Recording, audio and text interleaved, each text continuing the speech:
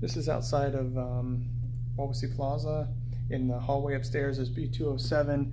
This is B-208. We just took the sign down. B-206 is here.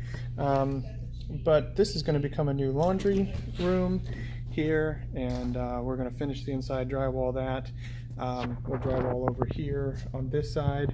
I put a cutout so we actually have dimensions of the washer and dryer stackable that we have, and I kind of just cut out the dimensions exactly what it was, and I put this in here to see how well it was going to fit.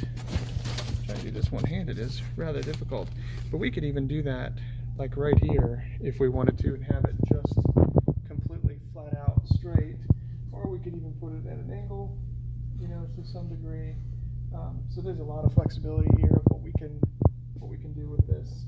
So there's definitely a lot of space to set this unit in, plus be able to have disconnect and a little bit of shelving on this side over here.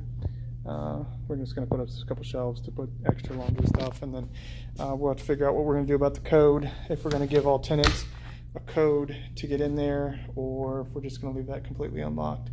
Just not sure what we're going to do, but there'll be a coin laundry token in there as well. That is we're planning out today and getting all the prep work for it, because that HVAC or that washer and dryer is going to come on the 9th.